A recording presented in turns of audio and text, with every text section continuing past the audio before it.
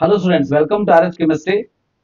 So very important information from the KEA ಏನಂತಂದ್ರೆ KEA ಅವರು ತಾವು ಹೇಳಿರೋಕ್ಕಿಂತ ಸಮಯಕ್ಕಿಂತ ಮುಂಚೆನೆ ಪ್ರೊವಿಷನಲ್ ರಿಸಲ್ಟ್ ಅನ್ನು ಅನೌನ್ಸ್ ಮಾಡಿದ್ದಾರೆ. ಇವತ್ತು 11 ಗಂಟೆಯ ತನಕ ಅನೌನ್ಸ್ ಮಾಡ್ತೀವಿ ಅಂತ ಹೇಳಿದ್ರು, ಬಟ್ 9ವರೆಗೆ ಅನೌನ್ಸ್ ಮಾಡಿದ್ದಾರೆ. ನೀವು ಆ ರಿಸಲ್ಟ್ ಅನ್ನು ನೋಡಬೇಕು ಅಂದ್ರೆ ಇಲ್ಲಿ ಸಿಇಟಿ ನೀಟ್ ಎರಡರಲ್ಲಿ ಯಾವ್ದನ್ನ ಬೇಕಾದ್ರೂ ಕ್ಲಿಕ್ ಮಾಡಿ. ಎರಡರಲ್ಲೂ ಕೂಡ ನಿಮಗೆ ಈ ಒಂದು ಲಿಂಕ್ ಅನ್ನ ಕೊಟ್ಟಿದ್ದಾರೆ.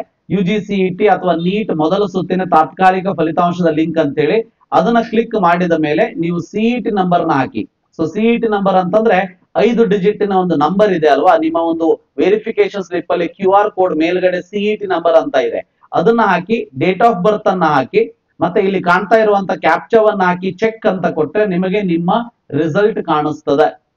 ರಿಸಲ್ಟ್ ಏನಾದ್ರೂ ಬಂದಿಲ್ಲ ಅಂದ್ರೆ ಮೇ ಬಿ ಸರ್ವರ್ ಎರರ್ ಅಂತ ತೋರಿಸಬಹುದು, ಅಥವಾ ರಿಸಲ್ಟ್ ಬರದೆ ನಾಟ್ ಅಲಾಟೆಡ್ ಅಂತ ಬರಬಹುದು. ಹಾಗೇನಾದ್ರೂ ಬಂದ್ರೆ ಸೀಟ್ ಹಂಚಿಕೆ ಆಗಿಲ್ಲ ಅಂತ ಅರ್ಥ.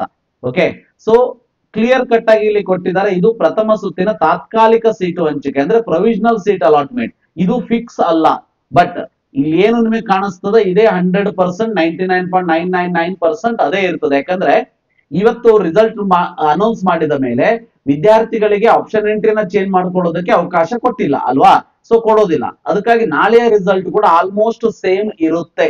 ಆದರೆ ಏನಾದ್ರೂ ಮಿಸ್ಟೇಕ್ KE ಅವರ ಸಾಫ್ಟ್ವೇರ್ ಅಲ್ಲೇ ಆಗಿದ್ರೆ ಮಾತ್ರ ಕರೆಕ್ಷನ್ ಅನ್ನ ಮಾಡ್ಕೊಳ್ಳಾಗ್ತದೆ.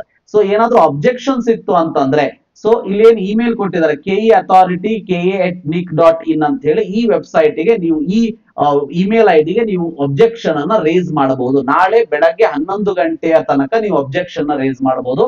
ಮೇ ಬಿ ನಾಳೆ ಮಧ್ಯಾಹ್ನ 2 ಗಂಟೆಯ ತನಕ ನಿಮಗೆ ಫೈನಲ್ ರಿಸಲ್ಟ್ ಅನ್ನ ಅನೌನ್ಸ್ ಮಾಡ್ತಾರೆ. ರೈಟ್, ಇಲ್ಲಿ ಒಂದು ಪಾಯಿಂಟ್ ಅನ್ನ ಅರ್ಥ ಮಾಡ್ಕೊಳ್ಳಿ, ಯಾರ್ಯಾರಿಗೆ ಸೀಟ್ ಸಿಕ್ಕಿಲ್ಲ ಅಂಥವರೆಲ್ಲರೂ ಕೂಡ ಅಬ್ಜೆಕ್ಷನ್ ಅನ್ನ ರೇಸ್ ಮಾಡೋದಲ್ಲ. ಯಾಕೆ ಅಂತಂದ್ರೆ ನಿಮಗೆ ಸೀಟ್ ಸಿಕ್ಕಿಲ್ಲ ಅಂದ್ರೆ ಮೇ ಬಿ ಕಟ್ ಆಫ್ ಜಾಸ್ತಿ ಆಗಿದೆ, ಅದಕ್ಕಾಗಿ ನಿಮಗೆ ಸೀಟ್ ಸಿಕ್ಕಿಲ್ಲ ಅನ್ನೋದು ಗೊತ್ತಿರ್ಲಿ. ಕಟ್ ಆಫ್ ಜಾಸ್ತಿ ಆಗಿದೆ ಅಂತಂದ್ರೆ ಏನು, ಮಾರ್ಕ್ಸ್ ಅಂದ್ರೆ ಜಾಸ್ತಿ ಮಾರ್ಕ್ಸ್ ಗೆ ಕಟ್ ಆಫ್ ಸ್ಟಾಪ್ ಆಗಿದೆ ಅಂತ ಹೇಳಿ. ಓಕೆ, ಆ ಒಂದು ಕಾರಣಕ್ಕೆ ನಿಮಗೆ ಸೀಟ್ ಸಿಕ್ಕಿರೋದಿಲ್ಲ. ಸೀಟ್ ಸಿಗದೇ ಇದ್ದವರೆಲ್ಲರೂ ಕೂಡ ನೀವು ಅಬ್ಜೆಕ್ಷನ್ ಮಾಡ್ಕೊಳ್ತಾ ಹೋಗುವಂತ ಅವಶ್ಯಕತೆ ಇಲ್ಲ. ಇನ್ನು ಎರಡನೇದಾಗಿ ಬಹಳಷ್ಟು ಜನ ವಿದ್ಯಾರ್ಥಿಗಳಿಗೆ ಮಾಕ್ ಅಲಾಟ್ಮೆಂಟ್ ಅಲ್ಲಿ ಏನು ಬಂದಿದೆ ಅದೇ ಬಂದಿರ್ತದ, ಇಲ್ಲ ಇನ್ನೊಂದಷ್ಟು ವಿದ್ಯಾರ್ಥಿಗಳಿಗೆ ಮಾಕ್ ಅಲಾಟ್ಮೆಂಟ್ ಅಲ್ಲಿ ಏನು ಬಂದಿತ್ತು ಅದಕ್ಕಿಂತ ಕೆಳಗಿಂದು ಅಲಾಟ್ ಆಗಿರ್ತದ. ಯಾಕೆ ಅಂತ ಅಂದ್ರೆ ನೀವು ಏನು ಚೇಂಜಸ್ ಗಳನ್ನ ಮಾಡ್ಕೊಡದೆ ಇದ್ರು ಕೂಡ ನಿಮಗಿಂತ ಒಳ್ಳೆಯ ಮಾರ್ಕ್ಸ್ ಅನ್ನ ತೆಗೆದಂತವರು ಒಂದು ಆಪ್ಷನ್ ಎಂಟ್ರಿಯಲ್ಲಿ ಚೇಂಜಸ್ ಗಳನ್ನ ಮಾಡ್ಕೊಂಡಿರ್ತಾರೆ, ಇಲ್ಲ ಅವರು ಮಾಕ್ ಅಲಾಟ್ಮೆಂಟ್ ಗಿಂತ ಮುಂಚೆ ಆಪ್ಷನ್ ಎಂಟ್ರಿಯನ್ನೇ ಮಾಡಿರೋದಿಲ್ಲ. ಅಂತ ಸಂದರ್ಭದಲ್ಲಿ ಈಗ ಆಪ್ಷನ್ ಎಂಟ್ರಿಯನ್ನ ಮಾಡಿಬಿಟ್ಟು ಈ ಒಂದು KEA ಕೌನ್ಸಿಲಿಂಗ್ ಅಲ್ಲಿ ಎಂಟ್ರಿಯನ್ನ ಕೊಡೋದಕ್ಕೆ ನಿಮ್ಮ ಒಂದು ಸೀಟ್ ಮಾಕ್ ಅಲಾಟ್ಮೆಂಟ್ ಗಿಂತ ಕೆಳಗೂ ಕೂಡ ಹೋಗುವಂತ ಸಾಧ್ಯತೆಗಳಿರ್ತದ ಅನ್ನೋದನ್ನ ಅರ್ಥ ಮಾಡ್ಕೊಳ್ಳಿ. ಓಕೆ, ನಾನು ಮೊದಲೇ ಹೇಳಿದ್ದೀನಿ, ಮಾಕ್ ಅಲಾಟ್ಮೆಂಟ್ ಅಲ್ಲಿ ಇದ್ದ ಹಾಗೇನೆ ಇರಬಹುದು, ಅದಕ್ಕಿಂತ ಕೆಳಗೂನು ಹೋಗ್ಬೋದು. ಆದ್ರೆ ಫಸ್ಟ್ ರೌಂಡ್ ಮತ್ತೆ ಮಾಕ್ ಬಹಳ ಡಿಫ್ರೆನ್ಸ್ ಇರೋದಿಲ್ಲ, ಆದ್ರೆ ಸೆಕೆಂಡ್ ರೌಂಡ್ ಅಲ್ಲಿ ಬಹಳಷ್ಟು ಡಿಫ್ರೆನ್ಸ್ ಗಳಾಗ್ತದ. ಯಾಕೆ ಅಂತಂದ್ರೆ ಅದು ಇಂಜಿನಿಯರಿಂಗ್ ಇರ್ಲಿ ಅಥವಾ ಮೆಡಿಕಲ್ ಇರ್ಲಿ, ಟಾಪರ್ಸ್ ಗಳೇನಿದ್ದಾರೆ ಅವರು ಆಲ್ರೆಡಿ ಆಪ್ಷನ್ ಎಂಟ್ರಿಯನ್ನ ಮಾಡಿ ಕುತ್ಕೊಂಡ್ ಬಿಟ್ಟಿದ್ದಾರೆ KE ಅಲ್ಲಿ, ಅವರಿಗೆ ಸೀಟು ಕೂಡ ಅಲಾಟ್ ಆಗ್ತದೆ. ಆದರೆ ಅವರು ಈಗ ಇಂಜಿನಿಯರಿಂಗ್ ಆದ್ರೆ NIT, IIIT, ಈ ಒಂದಷ್ಟು IIT ಗಳಲ್ಲಿ ಏನು ಸೀಟ್ ತಗೊಂಡಿದ್ದಾರೆ ಅವರು ಇದರಿಂದ ಎಕ್ಸಿಟ್ ಆಗ್ತಾರೆ. ಇದರಿಂದ ಅವರು ಎಕ್ಸಿಟ್ ಆದಾಗ ಗೊತ್ತಿರ್ಲಿ ನಿಮಗೆ ಸೆಕೆಂಡ್ ರೌಂಡ್ ಅಲ್ಲಿ ಒಳ್ಳೆಯ ಸೀಟ್ಗಳು ಸಿಗುವಂತ ಚಾನ್ಸಸ್ ಇರ್ತದೆ.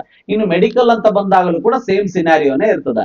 ಟಾಪರ್ಸ್ ಗಳಲ್ಲಿ ಯಾರು ಕೂಡ KEA ಇಂದ ಎಕ್ಸಿಟ್ ಆಗಿರೋದಿಲ್ಲ, ಬಟ್ MCC ಅಲ್ಲಿ ರಿಜಿಸ್ಟ್ರೇಷನ್ ಅನ್ನು ಮಾಡ್ಕೊಂಡಿರ್ತಾರೆ. MCC ರಿಸಲ್ಟ್ 6ನೇ ತಾರೀಕು ಮೇಲೆ ಬರೋದಕ್ಕೆ, MCC ರಿಸಲ್ಟ್ ಬಂದ ಮೇಲೆ ಅವರು KEA ಸೀಟ್ ಅನ್ನ ರಿಜೆಕ್ಟ್ ಮಾಡ್ತಾರೆ. ಆ ಕಾರಣಕ್ಕೆ ನಿಮಗೆ ಸೆಕೆಂಡ್ ರೌಂಡ್ ಅಲ್ಲಿ ಇದಕ್ಕೂ ಒಳ್ಳೆಯ college, may be 8 to 10,000 rank difference ಅಲ್ಲಿ ಒಳ್ಳೆಯ ಕಾಲೇಜು ಸಿಗುವಂತಹ ಚಾನ್ಸಸ್ ಇರ್ತದ.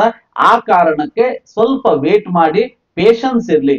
ಈಗ ಬಂದಿರುವಂತ ಸೀಟ್ ಅನ್ನು ಎಕ್ಸೆಪ್ಟ್ ಮಾಡ್ಕೊಳ್ಬೇಕು. ಸೀಟ್ ಸಿಕ್ಕಿಲ್ಲ ಅಂದ್ರೂ ಕೂಡ ಅದು ರಿಯಾಲಿಟಿ, ಎಕ್ಸೆಪ್ಟ್ ಮಾಡ್ಕೊಳ್ಳೇಬೇಕು. ಅದಾದ ಮೇಲೆ ಸೆಕೆಂಡ್ ರೌಂಡಿಗೆ ಹೋಪ್ಸ್ ಇಟ್ಟುಕೊಂಡು ಹೋಗೋದು ಒಂದು ಒಳ್ಳೆಯ ವಿಚಾರ ಅಂತ ಹೇಳ್ತೀನಿ. ಯಾಕಂದ್ರೆ ನೀವು ಪ್ಯಾನಿಕ್ ಆಗೋದು, ಟೆನ್ಷನ್ ಮಾಡ್ಕೊಳ್ಳೋದು ಏನೇ ಮಾಡಿದ್ರು ಕೂಡ ಈಗ ಆಗಿರೋ ರಿಸಲ್ಟ್ ಅನ್ನಂತೂ ಚೇಂಜ್ ಮಾಡೋದಕ್ಕೆ ಸಾಧ್ಯ ಇಲ್ಲ ಅಲ್ವಾ.